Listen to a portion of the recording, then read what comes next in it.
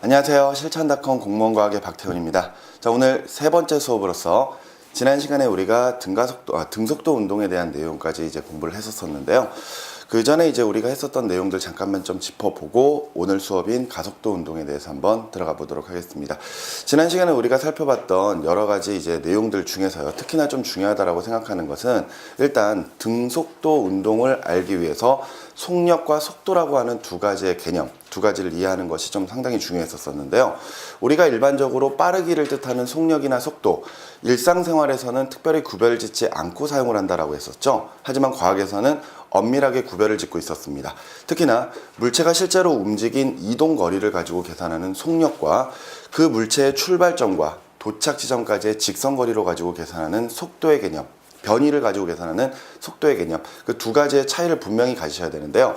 나중에 우리가 문제를 접하다 보면은 문제에서 속력을 계산하라고 하는 문제도 나오고 속도를 계산하라고 하는 문제도 나옵니다. 근데 특히나 이제는 우리가 속도의 개념을 배우고 있기 때문에, 특히 많이 써야 될 것도 속도기 때문에 결과적으로 속도의 이 크기를 계산하라고 하는 것과 그냥 속도를 계산하라고 하는 두 가지의 차이점을 여러분들이 명확하게 좀 인식을 하셔야지 나중에 문제에서 여러분들 발목 잡히는 일이 없을 거라고 생각을 합니다. 어찌됐건 우리가 지난 시간에 했었던 속력과 속도라고 하는 개념 다시 한번 좀 생각을 해두시고, 그러면서 또 하나 이제 생각하셔야 될 게 바로 등속도 운동이라고 하는 개념이었습니다. 자, 그러면은 우리 등속도 운동에 대해서 잠깐만 한 번만 더 정리를 하고 가도록 하겠습니다. 자, 등속도 운동. 과거에는 등속 직선 운동이라고 표현하던 운동 방식이에요. 자, 옛날에는 그냥 단순히 속력과 그 다음에 어떤 방향성을 따로따로 이야기를 했었지만 지금 현재는 속도라고 하는 개념으로 빠르기와 방향성을 모두 한꺼번에 표현할 수 있기 때문에 과거의 등속 직선 운동이라고 표현했던 것들을 이제 우리는 등속도 운동이라고 표현해도 아무런 문제가 없거든요. 어떤 물체가 일정한 속력으로, 일정한 빠르기죠. 일정한 빠르기로 일정한 방향으로 움직이는 경우를 우리가 이제 등속도 운동이라고 표현하면 될 것 같습니다. 그런데 뭐 특별히 어려운 부분은 아니고요. 여기서 나오는 공식, 우리가 예전 초등학교 때부터 다뤄왔었던 거속시의 개념입니다. 바로 속력을 계산하자 그러면은 전체 시간분의 이동 거리로 계산을 할 것이고요. 그에 따라 이동 거리 S는 하고 정리를 한다면은 속력에다가 시간을 곱해서 계산을 할 겁니다. 우리가 이것을 그래프로 표현한다면 어떻게 될 것인지에 대해서도 계속해서 좀 생각을 할 필요가 있어요. 자, 그래프는 일단 두 가지 형식으로 나올 수가 있는데요. 시간과 이동 거리 혹은 변이 그래프. 이때 등속 직선 운동 같은 경우는 물체가 일정하게 계속해서 같은 시간 동안에 같은 거리를 이동하기 때문에 시간에 따른 이동 거리가 일정하게 늘어나는 형태로 나타낼 수가 있습니다. 그런데 지난 시간에도 누누이 강조를 했었지만 그래프에서 내가 그래프를 통해 무엇을 얻을 수 있는지, 그래프가 나에게 무슨 말을 하고 있는지를 정확하게 좀 인식을 하셔야 되거든요. 시간, 거리 그래프에서 지금 현재 그래프가 일정한 기울기를 가지고 나타냈다. 이때 이 기울기를 계산을 해보면은 X축의 변화분의 Y축의 변화에 해당을 하기 때문에 결과적으로 속력에 해당하는구나 라는 것을 우리가 알 수가 있었었죠. 즉 그래프의 기울기가 일정하다라는 것은 어느 지점에서나 기울기를 살펴봐도 항상 기울기가 일정하기 때문에 속력의 변화가 없구나 라는 사실을 우리가 알 수가 있습니다. 이것이 이제 첫 번째 그래프고요. 두 번째 같은 경우에는 시간과 속력 그래프입니다. 시간과 속력 그래프에서 앞서 빠르기가 일정한 운동을 한다라고 했었으니까 처음부터 일정한 속력을 가지면서 물체가 움직이게 될 거거든요. 예를 들어 1m/s의 속력을 가지고 있다면 초당 1m씩 계속해서 이동거리 혹은 변이가 늘어나는 형태로 우리가 생각을 해볼 수가 있습니다. 그런데 이 시간 속력 그래프에서는요, 항상 그 그래프의 기울기, 그래프의 그 어느 시점까지의 아랫면의 면적이 결과적으로 지금 현재 속력과 시간을 곱하는 그런 형태가 되기 때문에 이동거리가 된다라는 것도 우리가 계속해서 생각을 해봐야 돼요. 지금 이 그래프에서 기울기가 시간 이동거리 그래프에서 기울기가 속력이다, 혹은 시간 속력 그래프에서 그래프의 아랫면적이 이동거리다 라는 것은 등속도 운동에서만 적용되는 것이 아니라 어떤 식의 운동에서든 그래프에서 항상 시간 이동거리 그래프에서는 기울기가 속력, 그리고 시간 속력에서는 아랫면의 면적이 이동거리라는 거 꼭 생각을 하고 계셔야 돼요. 그리고 이제 물론 시간 속력 그래프에서 우리가 또 하나 알 수 있는 것은 이 그래프의 기울기로 알 수 있는 내용도 있는데요. 이 그래프의 기울기는 오늘 이제 이 시간에 하게 될 가속도에 관련된 내용입니다. 특히나 시간 속력 그래프에서 기울기가 0이라는 것은 가속도 자체가 없다는 뜻이거든요. 그 가속도라고 하는 게 무엇인지 이제부터 우리가 한번 자세히 살펴보도록 하겠습니다. 자, 페이지 15쪽으로 넘어가도록 하겠습니다. 자, 페이지 15쪽에는 이제 가속도라고 하는 내용이 다뤄져 있죠. 자, 이제 가속도에 대한 내용들 살펴보면서 이야기를 해보도록 하겠습니다. 자, 일단 정의 자체는 단위 시간 동안의 속도 변화량이에요. 자, 결과적으로 어느 일정한 시간 동안 얼마만큼의 속도가 변화되는가, 그것을 따지는 것을 우리가 가속도라고 표현을 하죠.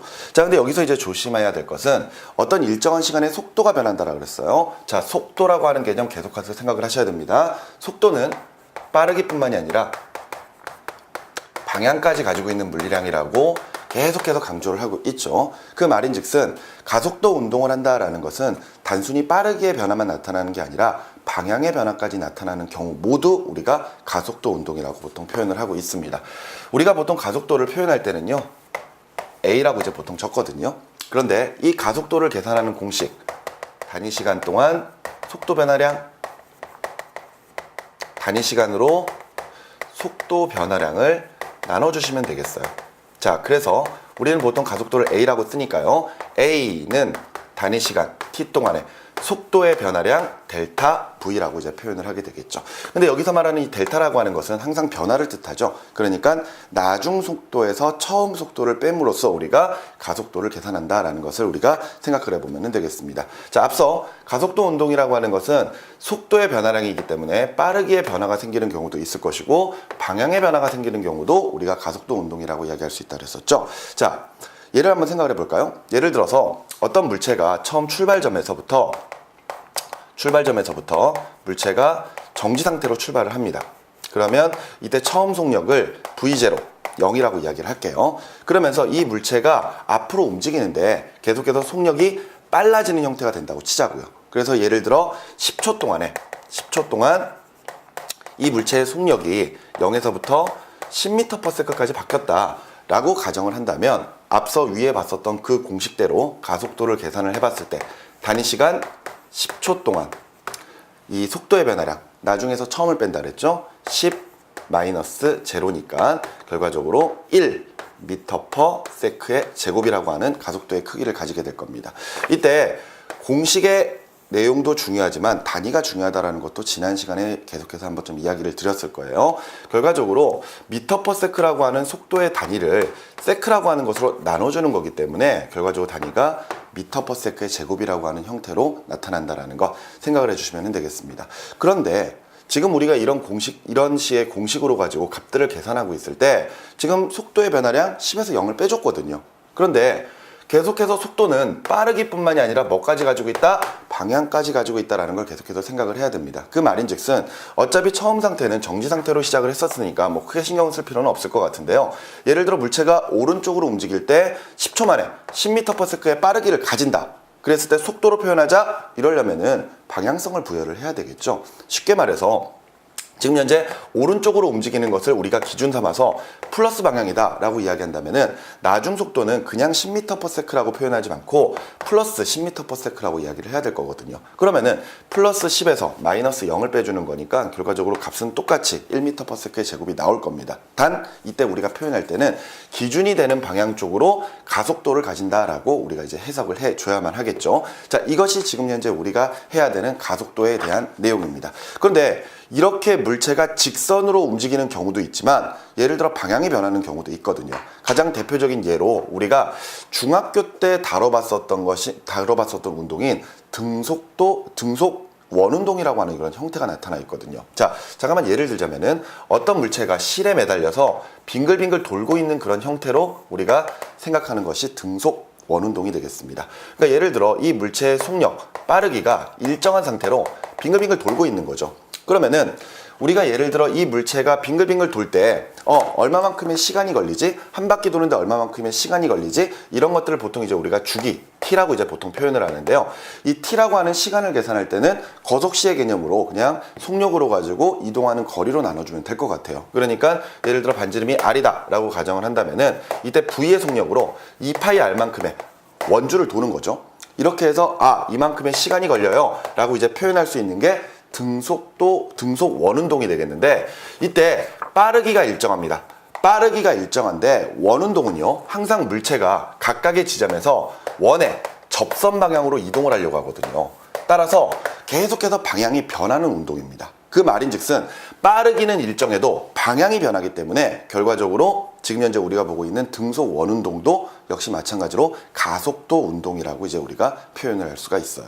자, 근데 우리가 이제 문제에서 접하는 형태들은요, 대부분 물체가 직선으로 움직일 때를 주로 다루게 됩니다. 그 말인즉슨 우리가 등속 원운동, 이런 식의 원운동이 결과적으로 가속도 운동이라는 것은 알고는 있대, 실질적으로 예를 들어 요 지점에서부터 물체가 요 지점까지 변했을 때 가속도가 어떻게 달라졌지? 이런 것들을 계산하는 형태는 실제로 문제에서 다뤄지지는 않는다는 이야기예요. 우리가 뒤에 가서 상대성 이론 같은 거 할 때 뉴턴의 이제 아인슈타인이 상대성 이론 만들고요, 그와 관련돼서 또 케플러의 법칙 같은 것들도 배우고 이런 과정 중에서 가끔 원운동에 대한 내용이 또 한번 나오는 경우가 있습니다. 그럴 때 원운동에서의 가속도가 어떻게 계산된다라는 것들 이야기하는 경우도 있는데요. 다시 한번 말씀드리지만 원운동으로 가지고 우리가 어떤 가속도의 크기를 계산한다거나 그런 형태들은 지금 현재 여러분들이 보고 계시는 문제에서는 다뤄지지 않는 내용들입니다. 보통 학교 교과 과정에서 물리를 배우고 있는 과정 중에 물리 1은 등가속도 직선 운동들, 그리고 물리 2에서 이제 바로 이런 등속 원운동의 같은 이런 원운동의 형태들이 이제 다뤄지게 되거든요. 근데 우리가 지금 문제 풀고 있는 수준은 원에 관련된 내용에서 이제 주로 출제가 되기 때문에 그냥 단순히 원운동은 가속도 운동이구나 라는 것 정도까지만 알고도 이제 그냥 지나가셔도 아무런 문제가 없을 거라고 생각을 합니다. 자, 일단 나중에 만일 이 원운동에 관련돼서 가속도에 관련된 내용이 나온다면은 그때 가서 다시 한번 간단히 설명을 해 드리도록 하고, 지금은 넘어가도록 하겠습니다. 바로 아래 보시면은 평균 가속도와 순간 가속도에 관련된 내용들이 나와 있습니다. 자, 이 앞에서 우리가 속력, 속도에 관련된 개념들을 볼 때 이때 역시 마찬가지로 평균 속력 혹은 평균 속도 혹은 순간 속력 혹은 순간 속도, 이런 식의 개념들을 배운 적이 있었거든요. 자, 역시 마찬가지로 여기서도 우리가 가속도를 계산을 하는데 평균 가속도와 순간 가속도라고 하는 두 가지를 계산을 해볼 겁니다. 자, 그런데 이것을 보통 그래프의 형태로 우리가 보통 알아내게 되는데요. 자, 그래프를 보시면은 X축은 시간, Y축은 속력입니다. 자, 이때 그래프의 모습을 보시면은요, 그래프의 속력이 시간에 따라 이런 식의 빠르기를 가지는 형태로 그려져 있습니다. 자, 그래프 해석하실 수 있겠죠? 시간에 따라 속력은 계속해서 빨라지고 있습니다. 속력은 빨라지고 있는데요. 이때 속력이 일정하게 빨라지는 건 아니에요. 계속해서 시간이 지날수록 속력이 기하급수적으로 점점 빨라지고 있는 형태인 거죠. 자, 그런데 예를 들어 이 지점을 A, 그리고 이 지점을 B라고 가정을 해보겠습니다. 이때 어떤 물체가 계속해서 움직이고 있는 과정 중에서 A 지점에서부터 B 지점까지 가는 동안에 속도의 변화가 나타났다. 이때 우리가 그것을 평균 가속도로 한번 계산해보자 라는 형태가 나온다면요, 이때 A가 지금 현재 이 시점의 시간을 TA, B를 TB라고 할 거고요. 그 다음에 A의 속력을 VA, 그리고 B의 속력을 VB라고 했을 때, 이때 두 지점에서의 평균 가속도를 계산해보자 하면은 기존에 우리가 순간 속력 혹은 순간 속도를 계산했던 방식과 마찬가지로 두 지점을 이은 직선의 기울기로 우리가 평균 가속도를 계산하게 됩니다. 왜 그런지 이해되시나요? 자, 아까 우리 가속도 계산할 때 어떻게 계산한다? 가속도는 단위 시간 동안의 속도 변화량으로 계산한다. 결과적으로 가속도에서 지금 이 그래프를 본다면 X축이 시간, Y축이 속력이거든요. 속도. 그죠? 그렇다는 것은 X축의 변화분의 Y축의 변화로 계산하는 게 결과적으로 가속도니까 두 지점을 이은 직선의 기울기가 바로 그 두 지점의 평균 가속도구나 라는 것을 우리가 생각을 해볼 수가 있겠죠. 그렇다는 것은 다시 공식으로 정리를 하자면요, 이때 단위 시간 TB에서 TA를 빼주면 되겠죠? 그 상태에서 속도의 변화는 VB에서 VA를 빼주면 될 것 같습니다. 이것이 평균 가속도를 계산하는 방법. 자, 근데 역시 그래프로가 문제가 나오면 그래프 직선 그려서 여러분들 생각해 주시면 되니까 큰 문제는 없을 거라고 생각하고요. 순간 가속도 대략 이해되시죠? 시간을 굉장히 줄이면 돼요. 거의 0에 수렴하게 만들면 되거든요. 그죠? 그런데 우리 극한 같은 거 계산한다 안 한다? 안 한다. 우리는 그래프가 나왔을 때 예를 들어 A 지점에서의 순간 가속도와 B 지점에서의 순간 가속도를 비교해보자. 이런 식으로 문제를 우리가 다뤄지게 되겠죠. 결과적으로 A 지점의 순간 가속도 A를 접하는 접선의 기울기로, 그리고 B도 A를 접하는 접선의 기울기로 이렇게 이제 계산할 수 있는 게 바로 각각의 순간 가속도가 되겠습니다. 그렇다면 지금 그래프에서 보시는 것처럼 A가 가지는 순간 가속도랑 B가 가지는 순간 가속도는 그래프의 기울기로 판단했을 때 B 지점이 순간 가속도가 더 크구나 라는 사실로 우리가 해석을 할 수가 있겠죠. 자, 이런 것이고요. 극한 계산 안 한다 그랬어요. 수식으로 계산 안 합니다. 대신에 진짜로 예를 들어 A 지점에서의 순간 가속도 계산해줘 라고 한다면 접선 나와요. 접선 나오니까 접선에서 이 기울기만 계산해서 결과적으로 A의 순간 가속도 계산해 주시면 된다라는 거, 거기까지 이제 우리가 이해를 해주시면 될 것 같습니다. 자, 이렇게 해서 일단 가속도에 관련된 내용 간단히 살펴봤었는데요. 이 앞서 이야기했던 것처럼 가속도 운동이라고 하면 빠르기의 변화도 나타나지만 또한 방향의 변화도 나타나는 경우도 있다 그랬습니다. 근데 방향의 변화 나타나는 거 지금 좀 전에 말씀드렸던 원운동 같은 것들, 이런 것들이 가속도 운동이다 라는 것 정도만 알아두시고 우리가 실제로 다뤄봐야 될 건 뭐? 바로 등가속도 직선 운동입니다. 바로 교재 아래쪽에 나와 있는 등가속도 직선 운동에 대해서 살펴보도록 하죠.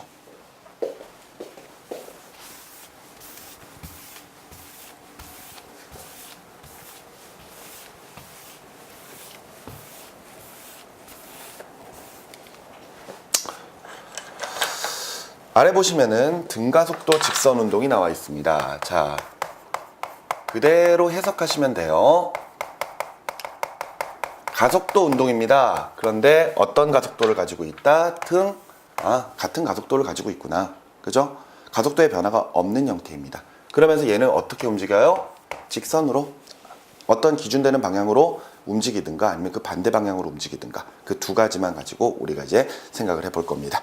이때 다시 한번 정리해 보자면은 가속도 그리고 가속도의 크기나 혹은 방향이 일정한 운동을 우리가 등가속도 직선 운동이라고 이야기를 하겠죠. 자, 예를 들어 이런 형태예요. 예를 들어 어떤 물체가 오른쪽 방향으로 가속도를 가지면서 움직이거나 혹은 왼쪽으로 가속도를 가지면서 움직이는 경우, 이 두 가지의 경우를 생각을 해볼 건데요. 앞서 이야기했던 것처럼 방향성을 가지고 있어야 됩니다. 오른쪽으로 움직이는 것을 플러스, 그리고 왼쪽으로 움직이는 것을 마이너스라고 생각을 한다면요, 이 물체가 오른쪽으로 움직일 때는 플러스 A만큼의 가속도를 가지고 있다라고 표현을 해야 될 것이고요. 왼쪽으로 움직인다면은 마이너스 A만큼의 가속도를 가지고 있다라고 이제 표현을 해야 될 거예요. 그런데 이 등가속도 직선 운동에서 보면은 아주 중요한 세 가지의 공식이 나옵니다. 그게 지금 박스로 지금 여러분들에게 정리가 되어 있을 텐데요. 그 공식을 먼저 보고 잠깐 좀 그 내용을 살펴보도록 할게요. 세 가지의 공식입니다. V는 V0 플러스 AT라고 하는 공식이 하나가 있고요. S는 V0T 플러스 2분의 1 AT의 제곱이라고 하는 공식. 그리고 마지막 세 번째는 EAS는 V제곱 마이너스 V0 제곱, 이렇게 이제 세 가지의 공식이 나와 있거든요. 이 세 가지의 공식은 등가속도 직선 운동에서는 절대 빼놓을 수 없는 그런 공식입니다. 보통 이제 학원에서 이제 학생들을 만나서 이제 수업을 하다가 이 등가속도 직선 운동에 관련된 이야기가 나와요. 등가속도 직선 운동에 관련된 내용을 공부하다 보면은 친구들한테 그런 이야기를 가끔 좀 합니다. 너네 있잖아, 이 세 가지의 공식 이거 못 외우잖아? 그냥 접시물에 코 박고 죽어버려라고 이야기를 해요. 솔직히 그렇게 이야기를 하면 안 될 것 같기도 하지만 그렇게 이야기를 할 수밖에 없는 이유, 문제에서 절대 빠지지가 않거든요. 어떤 문제에서 등가속도 직선 운동에 관련된 내용이 띡 그림으로 혹은 그래프로 나와 있다. 근데 이게 생각이 안 난다? 포기해야 돼요. 결과적으로 문제를 풀지를 못합니다. 물론 우리가 어떤 물리 형태의 문제들을 풀 때는 정말 다양한 솔루션들이 있거든요. 근데 그런 다양한 솔루션들을 하나하나 그때그때마다 생각해내면서 문제를 풀어나간다? 그러면 물리학자죠. 뭔가 자신이 이론을 만들어서 문제를 푸는 경우도 있는 경우가 있더라고요. 가끔 보니까 이상한 이론들을 만드는 친구들이 있어요. 근데 지금 앞서 말씀드렸던 것처럼 이 등가속도 직선 운동에서는 이 세 가지 공식들을 어떻게 유용하게 잘 사용하느냐에 따라서 문제를 정말 쉽게 풀어나갈 수가 있거든요. 그래서 아까 말했던 것처럼 못 외우면 접시물에 코 박고 죽어버려라고 이야기를 하는 거죠. 그런데 아마 분명히 여기 있는 이 수업을 듣는 학생들은 분명히 이 세 가지 공식들 당연히 다 잘 외울 거라고 생각을 합니다. 그런데 이 공식이 무엇을 뜻하는 건지와 그리고 왜 이렇게 나왔는지도 여러분들이 좀 이해를 하고 계셨으면 좋겠어요. 자, 일단 이런 식으로 우리가 써놨을 때 이게 어떻게 지금 읽어 나가야 될 건지부터도 먼저 좀 생각을 해봐야 되겠죠. V는 V0 플러스 AT. 자, V는 보통 일반적으로 나중 속도를 이야기를 합니다. 나중 속도를 계산할 때 V0, 처음 속도죠. 처음 속도에다가 가속도와 시간을 곱한 값을 더해주면은 나중 속도가 나온다. 라고 우리가 해석을 하면 되겠죠. 두 번째 같은 경우에 S, 이동거리입니다. 이동거리가 처음 속력에다가 시간을 곱한 거에 2분의 1 곱하기 가속도 곱하기 시간의 제곱을 곱한 것, 시간의 제곱을 더한 것, 이것을 가지고 우리가 이동거리를 계산한다 라고 이제 우리가 해석을 하면 되겠죠. 자, 근데 이 두 가지의 공식들이 나와 있는 상태에서 주로 위에 있는 공식 같은 경우에 나중 속도를 계산할 때 쓰겠죠. 그럼 나중 속도를 계산할 때도 특히나 나와 있는 물리량의 처음 속도 그리고 가속도 시간이 나와 있을 때 우리가 보통 나중 속도를 위에 있는 제일 첫 번째 공식으로 사용을 할 겁니다. 아니면 나중 속도 나와 있어요. 처음 속도 있고요. 그리고 시간까지 있습니다. 그래서 뭐 가속도 계산해봐라 이러면은 역시 마찬가지로 첫 번째 공식 쓸 수가 있겠죠. 자, 그런데 예를 들어 두 번째 공식을 사용할 때는 주로 이동거리 같은 것들을 계산할 때 쓸 거예요. 속도 나와 있고요. 시간 나와 있고요. 가속도까지 다 나와 있다면 이동거리 계산할 때 두 번째 공식 쓰면 되겠죠. 그래서 이걸 쓸 건데 뭐 예를 들어 이동거리까지 나와 있다. 처음 속도, 나중 속도, 시간 다 나와 있다. 그럼 역시 가속도 구할 때도 이 두 번째 공식을 쓸 수도 있습니다. 자, 근데 이 세 번째 공식은요. 첫 번째 공식과 두 번째 공식의 각각의 이 공식들을 T로 정리를 해서요. 연립해서 만들어낸 식입니다. 즉, 위 두 식과는 다르게 시간의 개념이 없어요. 그러니까 우리가 보통 어떤 문제들을 풀어나갈 때 시간 없이 예를 들어 이동거리랑 가속도가 나와 있다. 혹은 속도가 나와 있다. 이렇다면은 세 번째 공식들을 사용을 해서 주로 이제 문제를 풀어나가야 되는 것. 그런데 예를 들어 세 번째 공식이 기억이 안 나요. 그러면 첫 번째 공식과 두 번째 공식 막 집어넣어가지고 계산하다 보면은 나오긴 합니다. 근데 앞서 말씀드렸던 것처럼 솔루션은 여러 가지예요. 계산하고 어떻게 풀어나가는 방식은 여러 가지가 되겠지만 중요한 것 중에 하나가 시간 줄이는 거거든요. 그 시간을 줄이기 위해서는 어쩔 수 없이 세 가지 공식들을 완벽하게 좀 외우고 계셔야 된다는 것. 그리고 나중에 문제 풀면서도 계속해서 저 공식들을 어떻게 사용할까. 아예 등가속도 직선 운동에 관련된 문제가 나오면은 저 세 가지 공식들을 유용하게 사용할 줄 알아야 된다라고, 무조건 써야 된다라고 생각을 하시기 바랍니다. 자, 그러면 저 공식들이 왜 나왔는지를 이제부터 그래프로 가지고 우리가 한번 생각을 해보도록 하겠습니다. 자, 가속도도 역시 방향성이 있기 때문에 플러스랑 마이너스가 있다는 거 생각하셔야 돼요. 알겠죠? 자, 우리는 먼저 가속도가 0보다 큰 경우를 한번 생각을 해보도록 하겠습니다. 가속도가 0보다 크다. 결과적으로 이 어떤 기준되는 방향의 플러스 방향으로 얘가 물체가 움직이면서 가속도 운동을 한다는 뜻이거든요. 아, 그런데 물론 두 가지의 경우가 있죠. 두 가지의 경우. 무슨 이야기냐? 예를 들어 이 물체가 처음에 움직일 때 처음 속력 V0가 0이 아니라 처음부터 움직이는 경우가 있죠. 처음에 움직이는 경우가 있는데 예를 들어 V0 처음 속력이 0보다 큰 값을 가진다. 이 말은 지금 현재 플러스의 속도를 가지고 있다는 뜻이 되는 거겠죠. 플러스의 속도를 가지고 있는 상태에서 가속도가 0보다 크다. 그렇다는 것은 나중 속도가 계속해서 빨라진다라는 것으로 우리가 해석을 할 수가 있습니다. 무슨 이야기냐? 지금 어떤 물체가 처음부터 플러스 속도를 가지고 있어요. 그런데 이때 이 물체에게 플러스 가속도가 가해진다? 그 말은 그 움직이는 방향 쪽으로 가속도가 계속해서, 속도가 계속해서 더해지고 있다는 이야기거든요. 그러니까 시간이 가면 갈수록 당연히 나중 속도는 점차 빨라질 수밖에 없겠죠. 이런 경우가 있을 것이고요. 아니면 처음 속도가 0보다 작은 마이너스 값을 나타낼 수도 있을 겁니다. 그 경우에 플러스의 가속도를 가진다? 그러면은 지금 현재 기준점에서 어떤 물체가 왼쪽 방향, 마이너스 방향의 속도를 가지고 있는데 이때 플러스로 가속도가 가해지는 거죠. 이쪽으로. 플러스의 가속도가 가해지는 거죠. 그러면은 도리어 물체의 속도는 점차 줄어들 수 있다는 것. 줄어들 수 있다는 것. 그래서 줄어들다가 끝내 0에도 도달하고 그런 다음에는 다시 운동방에 바뀌어서 움직일 수도 있는 상태가 되는 거죠. 자, 어찌됐건 일단은 플러스의 가속도를 가지고 있는 상태에서 우리가 어떤 식의 그래프가 나올 수 있는지 그런 그래프들을 한번 정리를 해보도록 하겠습니다. 일단 우리가 이제부터 볼 내용들은 이 처음 속도가 이 처음에 플러스의 속도로 움직이는 경우, 즉 요 경우로 가지고 우리가 한번 이야기를 한번 해보도록 할게요. 자, 세 가지의 그래프를 우리가 살펴봐야 될 것 같습니다.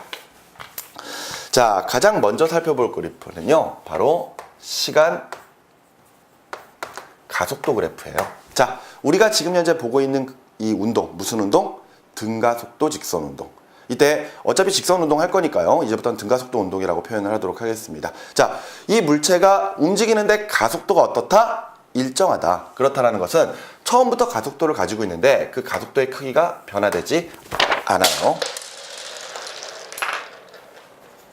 자, 가속도의 크기가 변화되지 않습니다. 자, 앞서 가속도의 단위가 무엇인지 기억이 나십니까? 가속도의 단위 미터 퍼 세크의 제곱이에요. 자, 요 뜻이 무엇일까요? 바로 단위 시간 1초 동안에 얼마만큼의 속도가 변하지, 이것을 뜻하는 거거든요. 자, 예를 들어서 이 물체가 플러스 1만큼의 가속도를 가지고 있다고 칩시다. 자, 1초의 시간이 지나요. 1초의 시간이 지납니다. 그렇다면은 이때 처음보다 속도가 1m/s 빨라졌겠네요. 자, 2초의 시간이 지납니다. 2초의 시간이 지난다면은 당연히 처음 속도보다 2m/s의 속도가 더 빨라졌을 거예요. 3초의 시간이 지나요. 마찬가지로 처음보다 3m/s의 속도가 더 빨라졌겠죠. 자, 지금 가속도를 가지고 있으면, 특히 이 플러스 1만큼의 가속도를 가지고 있는 상태라면은 초당 계속해서 속력이 1m/s씩 증가를 하고 있습니다. 그랬을 때 일정 시간 동안의 아랫면의 면적, 이 면적을 살펴보면은요, 지금 현재 어떤 시간 동안에 얼마만큼의 속도가 변화되는지 그 값을 알 수가 있거든요. 결과적으로 지금 현재 요 아랫면의 면적, 바로 가속도에다가 시간을 곱하는 것이 바로 뭐의 변화량이다? 속도의 변화량이다 라는 것을 우리가 알 수가 있는 거죠. 자, 정리합시다. 시간, 가속도 그래프에서 아랫면의 면적이 의미하는 것은 뭐? 바로 속도 변화량. 되셨나요? 자, 시간 가속도 그래프에서는 아랫면의 면적, 속도 변화량입니다. 자, 그 상태에서 바로 이어서 두 번째 그래프, 바로 시간 속력 그래프입니다. 자, 우리는 처음부터 물체의 속력이 플러스로 있다라고 가정을 할 거예요. 자, 요 정도라고 볼까요? V0. 자, 그런데 물체가 이제 움직이는데 가속도 운동을 해요. 아까 우리 등속도 직선 운동 기억나시나요? 등속도 직선 운동에서는 속도의 변화가 없었기 때문에 결과적으로 시간이 지나도 속도가 일정하게 유지가 됐거든요. 근데 앞서 위에 있는 경우를 한번 생각을 해보자고요. 결과적으로 물체가 가속도를 가지고 있으면은 물체는 처음 속도보다 속도가 빨라질 수밖에 없습니다. 그런데 이때 우리 아까 시간 속도 그래프에서는요, 그래프의 기울기가 의미하는 것, 이것이 결과적으로 가속도라는 이야기를 했었거든요. 자, 지워졌군요. 자, 시간 속력 그래프. 아까 우리 등속도 운동에서 그래프 이렇게 그려졌었죠. 그죠? 이때 아랫면의 면적, 이동거리다 라는 거 이야기했고요. 그러면서 요거 시간 그래프, 시간 속력 그래프에서 기울기가 의미하는 것 무엇이다? 가속도다라고 이야기를 했었단 말이에요. 그래서 아까 요런 식의 그래프 나와 있을 때 두 지점이 이은 직선의 기울기가 결과적으로 평균 가속도다. 아니면 접선에 접하는 그 기울기가 결과적으로 순간 가속도다. 이런 이야기 했었죠? 기억나시죠? 시간 속도 그래프에서는요, 기울기가 의미하는 것이 곧 가속도입니다. 자, 지금 등가속도 직선 운동이에요. 속도 빨라집니다. 그런데 가속도가 일정해야 되니까 결과적으로 속력의 변화가 일정해야 되겠죠. 따라서 그래프는 이런 형태로 나타나게 되겠네요. 자, 그러면 이 그래프의 해석. 지금 현재 이 그래프의 이 기울기가 결과적으로 뭐구나? 가속도구나 라는 걸 알 수가 있겠죠? 그죠? 어느 지점을 봐도 기울기의 크기 변화되지 않습니다. 일정합니다. 등가속도 직선 운동이구나 알 수 있어요. 자, 그런데 놓치지 말아야 될 것, 시간 속력 그래프에서 일정 시간 동안의 아랫면의 면적 뭐다? 이동거리 S다. 자, 그래프가 어떤 식으로 나오는지 간에 시간 속력 그래프에서는 아랫면의 면적이 이동거리가 되겠습니다. 그러면 여기서 우리가 하나 좀 생각해 봐야 될 것. 자, 지금 처음에 얘가 V0의 속력을 가지고 있었는데요. 일정 시간 t 동안에 얘가 V만큼의 속력까지 빨라져요. 그죠? 지금 이만큼의 속도가 변화된 거죠? 맞죠? 그런데 아까 우리 위에 있는 그래프에서 가속도의 시간을 곱하는 것이 곧 뭐의 변화량이다? 속력의 변화량이다. 속도의 변화량이다. 그렇다면은 지금 속도의 변화량은 앞서 요 가속도가 나와 있고 여기에 시간이 나와 있다면 AT로 계산을 하면 되겠구나 라고 이제 우리가 생각을 할 수가 있겠죠. 결과적으로 요 지점은요 V0에다가 AT를 더한 것만큼이네요. 그죠? 그런데 요거 잘 볼까요? 요거 어디서 봤죠? 아까 우리 처음에 접시물에 코 박고 죽어버리라고 했던, 그죠? 못 외우면 죽어버리라고 했던, 그죠? 바로 첫 번째 공식입니다. 그죠? 나중 속도는 처음 속도에 가속도 곱하기 시간을 더한 것. 그죠? 바로 여기서 이제 우리가 알아낼 수 있는 그런 내용이었습니다. 그죠? 자, 첫 번째 공식 왜 나왔는지 이해되시죠? 그럼 이제 두 번째 이동거리 계산해 볼까요? 요 면적 계산하면 돼요. 자, 그래서 요렇게 나눠 볼게요. 요렇게 나눠서 면적을 계산해 볼까요? 그러면은 지금 아래 사각형의 면적. 자, 높이 V0죠? 시간 T예요. 그러면은 V0 T가 되겠네요. 그죠? 자, 그럼 위에 있는 삼각형, 요 삼각형 계산해 보죠. 요 삼각형, 자, 2분의 1에다가, 그죠? 높이를 곱하고, 아랫면의 밑변의 길이를 곱하면 되겠죠. 그런데 요 높이, 결과적으로 V에서 V0를 뺀 거지만, 이거 어떻게 표현할 수 있다? AT. 그죠? 이게 결과적으로는 지금 현재 요 두 지점의 속도 변화량으로 표현할 수 있는 지점이거든요. 따라서 2분의 1에다가 AT를 곱할 거예요. 근데 거기에다가 또 밑변 곱해야 되니까 또 T 한 번 더 곱해야 되죠. 어떻게 나와요? 2분의 1 A T의 제곱이 나오네요. 그죠? 그러면 두 면적 더해야 되니까 결과적으로 V0T에다가 2분의 1 AT의 제곱을 더한 게 결과적으로 뭐다? 이동거리 S구나 라는 것 알 수가 있죠. 바로 두 번째 공식이 나오는 이유가 바로 이렇게 우리가 정리를 해볼 수가 있는 것이죠. 자, 결과적으로 그냥 공식이 막 튀어나오는 게 아니라 이런 그래프, 물체의 운동을 그래프의 형태로 표현을 했을 때 우리가 그 그래프를 정리하다 보면 자연스럽게 이제 공식들이 나타나게 되는 것이죠. 자, 첫 번째 나왔던 공식, 나중 속도는 처음 속력에다가 가속도 곱하기 시간, 즉 속도 변화량을 더해서 계산한다. 그리고 두 번째, 이동거리를 계산할 때는 처음 속력에다가 시간 곱한 것, 요 면적이죠. 처음에 속력이 0인 경우도 있겠죠. 그러면 이때는 이곳을 무시를 하면 됩니다. 그런 다음에 가속도가 일정하게 이렇게 속력이 일정하게 증가를 하니까요. 결과적으로 요 아랫면의 면적 2분의 1 AT의 제곱으로 우리가 계산할 수 있는 그런 부분이다. 그래서 이동거리 계산해 주시면 되겠습니다. 그리고 나서 최종적으로 이 T로 정리를 한 다음에 연립해서 만들어낸 것이 세 번째 공식 EAS는 V제곱 마이너스 V0 제곱이구나. 이렇게 이제 여러분들이 해석을 하시면 되겠습니다. 자, 그리고 이제 또 하나의 더 그래프가 나와 있는데요. 이번에는 시간 이동거리에 관련된 그래프죠. 자, 시간 이동 그래프는요, 별거 없어요. 자, 물체가 이동 방향으로 계속해서 갈 거예요. 그런데 가면서 속력 계속 빨라지죠. 속력 계속 빨라지니까 단위 시간 동안에 이동하는 거리가 증가할 수밖에 없습니다. 그래서 그래프의 기울기가 이렇게 나타날 거예요. 자, 그랬을 때 시간 이동거리 그래프에서는요, 그 지점, 어느 한 지점에서 접하는 접선의 기울기 계산하면 뭐가 나온다? 그 지점의 순간 속력 혹은 순간 속도 나온다 그랬었죠. 갈수록 그래프의 기울기가 커지는구나 알 수 있죠. 빨라지는구나, 이렇게 이제 우리가 해석할 수가 있는 부분이 되겠습니다. 자, 지금까지 우리가 이제 살펴봤었던 것이 바로 가속도가 플러스인 경우에 일체 물체가 어떤 식으로 움직일 것인지에 대한 그래프를 살펴봤는데요. 이번에는 가속도가 마이너스인 경우 어떤 식의 현상이 나타날 수 있는지 살펴보도록 하겠습니다. 자, 이쪽으로 넘어가서요. 자, 이번에는 가속도가 0보다 작은 경우를 한번 보도록 할게요. 자, 가속도가 0보다 작다, 마이너스의 가속도를 가지고 있다. 그 말은 물체가 움직이는 방향이 예를 들어 플러스 방향이다. 자, 이쪽으로 움직일 거예요. 처음부터 V0의 속력 가지고 움직입니다. 그런데 예를 들어 그 반대 방향으로 가속도가 가해진다 이거예요. 그 말은 앞으로 가는 동안에 속도의 변화가 나타날 텐데 그 속도가 줄어든다라는 이야기로 우리가 해석을 할 수가 있습니다. 그래서 첫 번째 나와 있는 그래프 보면서 이야기를 해볼게요. 첫 번째 나와 있는 그래프는요, 앞서 봤던 것처럼 시간 가속도 그래프입니다. 자, 그런데 이때 이 가속도 그래프에서 0을 기준으로 아래 부분이 마이너스의 가속도를 가지고 있는 부분이겠죠. 이때 등가속도니까 당연히 이런 식으로 일정하게 나타나야 될 겁니다. 일정 시간 동안의 아랫면의 면적. 자, 시간 가속도 그래프에서의 지금 현재 일정 시간 동안의 아랫면의 면적 뭐에 해당한다? 속도 변화량에 해당한다. 그런데 마이너스 가속도예요. 마이너스 가속도. 그 말은 지금 현재 속도의 변화가 마이너스로 일어난다는 뜻이 되는 거죠. 즉 처음에 속도가 0이었으면 그냥 처음부터 그냥 마이너스 방향으로 움직여 버릴 거예요.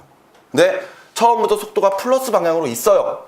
그러면 이때 마이너스로 속도가 변하니까 결과적으로 속력이 느려진다는 것을 이야기를 하겠죠. 자, 그래서 이번에는 시간 속도 그래프를 그려보도록 하겠습니다. 시간 속도 그래프. 자, 0을 기준으로 처음부터 V0의 속도를 가지고 있어요. 그런데 이 물체가 처음에 플러스 방향으로 움직이고 있었는데 마이너스의 가속도가 가해진다? 속력이 느려져요. 느려지는데 시간 속력 그래프에서 기울기가 의미하는 것이 가속도이기 때문에 이 물체의 기울기 자체는 변화되지 않으면서 속도가 줄어들어서 0이 됐다가 마이너스가 되는 모습을 우리가 살펴봐야만 합니다. 자, 그래프 왜 이렇게 그려진지 이해되시나요? 자, 지금 처음에 플러스의 속도를 가지고 있어요. 자, 그런데 예를 들어 이렇게 생각을 해보자고요. 예를 들어 처음 속도가 2m/s예요. 자, 플러스 2m/s입니다. 오른쪽으로 지금 현재 2m/s로 막 움직이고 있는데 이때 가속도가 마이너스 1m/s의 제곱으로 가해진다고 치자고요. 그 말은 1초 뒤에 속도가 1m/s 줄어든다는 이야기가 되겠죠. 그런데 시간이 더 지나 2초가 되는 순간에는 처음보다 속도 변화량이 마이너스 2m/s가 돼야 되거든요. 그 말은 뭐예요? 0이 된다는 이야기가 되는 거죠. 그때 이렇게 속도가 줄어들 때 기울기 변화 있으면 돼야 한대요? 안 됩니다. 그죠? 그러면서 0이 되는데 이때 물체가 순간적으로 정지를 하지만 계속해서 마이너스의 가속도가 가해진다. 그러면 이제 물체가 다시 되돌아가기 시작을 하는 거죠. 그런데 되돌아가요? 방향이 마이너스로 바뀌었네요. 그럼 마이너스의 방향이 바뀐 상태로 마이너스의 가속도가 가해지니까 운동 방향과 가속도의 방향이 동일합니다. 그러면은 이제는 속도가 빨라져야 되겠죠. 단 마이너스 방향으로 빨라져야 되니까 이런 식의 그래프를 나타낼 수밖에 없는 거죠. 자, 그랬을 때 우리 시간 속력 그래프에서는요, 기울기가 의미하는 것이 뭐다? 기울기 가속도다. 그죠? 가속도 변화되지 않습니다. 어디를 봐도 가속도 변화되지 않아요. 다만 마이너스의 가속도를 가지고 있을 뿐이죠. 그리고 또 하나, 시간 속력 그래프에서 아랫면의 면적이 의미하는 것은 뭐다? 물체가 움직이는 이동거리다. 그런데 이때 주의하시죠. 지금 요 부분에 해당하는 부분, 요 빨간색으로 칠해놓은 요 부분은 지금 현재 삼각형의 면적이 지금 플러스 양의 축에 존재하거든요. 이럴 때 지금 이 물체는 처음부터 플러스의 속도를 가지고 있었고 정지하기 전까지는 물체가 속도가 줄어들지언정 계속해서 플러스 방향으로는 움직이고 있는 상태거든요. 따라서 지금 요 양의 축에 있는 면적은 플러스 방향으로의 이동거리가 되겠습니다. 플러스 방향으로의 이동거리. 그러니까 속도가 줄어들면서 0이 될 때까지는 계속해서 앞으로 간다라는 거죠. 이게 플러스 방향의 이동거리. 그런데 요 지점까지 왔는데 물체가 정지되면서 그 다음부터는 이제 반대로 마이너스 축으로 면적이 생기기 시작을 하거든요.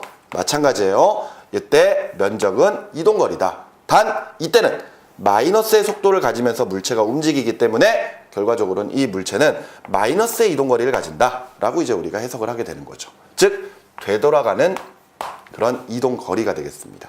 그 말인즉슨 출발점에서부터 요 시간까지 물체가 움직이는 동안 가장 멀리 떨어져 있는 지점은 바로 요 지점이에요. 요 지점. 요 지점까지는 속도가 줄어들지언정 계속해서 앞으로는 가고 있는 중인 거죠. 가고 있는데 이 시점 이후로는 되돌아오니까 다시 출발점으로부터의 거리가 점차 가까워지기 시작을 할 겁니다. 그러면서 만일 요 면적과 요 면적이 서로 같다? 이러면 이때 출발 지점에서 앞으로 갔다가 다시 똑같은 거리만큼을 되돌아오기 때문에 출발점으로 되돌아오는 운동을 하는구나, 이렇게 우리가 해석을 할 수도 있습니다.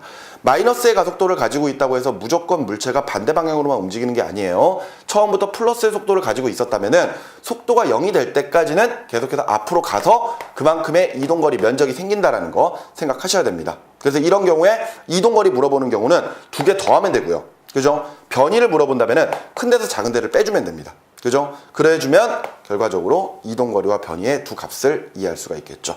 요 형태의 운동을 이제 시간 이동거리 그래프로 그려보면은요. 이렇게 한번 그려보도록 하겠습니다. 자, 처음 속도 플러스 속도 있어요. 플러스 속도 있는 상태에서 지금 현재 속도가 점차 느려지면서 앞으로 갑니다. 앞으로 가니까 그래프가 이렇게 나와야죠. 따다다다다. 예를 들어 요 시간을 우리가 t1이라고 이제 가정을 했을 때요. t1까지 가는 동안에는 계속해서 앞으로 가요. 앞으로 가는데 그래프의 기울기 보이시나요? 점차 줄어들죠. 무슨 이야기예요? 가면서 속력이 점차 느려지는구나 라고 이제 우리가 해석할 수 있는 부분입니다. 그런데 t1 이후에 물체가 정지하거든요. 그러면 순간적으로 여기서는 기울기가 0이 나와줘야 돼요.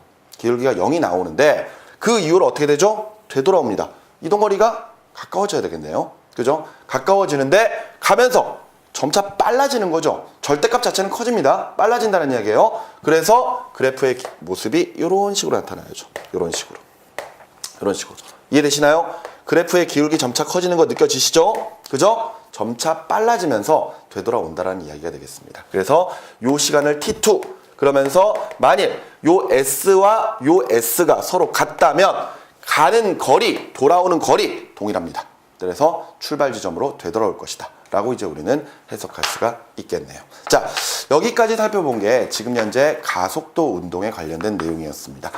가속도 운동은요, 어찌 보면 단순히 이제 뭐 설명 자체만을 한다면 그렇게 어렵지는 않은 부분이에요. 예를 들어서 이 그래프에서 중요한 포인트들, 예를 들어 시간 속력 그래프에서 그래프의 기울기가 가속도, 아랫면의 면적이 이동거리, 아니면은 시간 가속도 그래프에서 아랫면의 면적이 속도 변화량, 혹은 시간 이동거리 그래프에서 그래프의 기울기가 순간 속도를 의미한다라는 것 정도 알고, 그러면서 공식 3개 외우고, 그러면서 여러 번 문제 풀어보면은 결과적으로 이 공식들도 어떻게 적용이 돼야 될 것인지 그런 것들 점차 몸에 익어 나가기 시작을 하거든요. 그런데 그냥 단순히 공식을 외우기만 해가지고 문제 풀다 보면은 나중에 문제 형태가 조금만 변형이 돼도 좀 힘들어하는 경우가 많고요. 그리고 그래프가 조금씩 복잡해지기 시작하면 좀 어려워하거든요. 그렇기 때문에 좀 전에 했었던 내용들처럼 이런 식의 내용들 그래프로 가지고 왜 이것이 이렇게 공식들로 바뀌어 나갈 수 있었는지 그런 것들 생각을 해 두시면은 나중에 문제를 풀 때 훨씬 더 도움이 될 거라고 생각을 합니다. 자, 지금 이 시간에는 이 가속도에 관련된 내용들을 쭉 살펴본 시간으로 마무리를 하도록 하고요.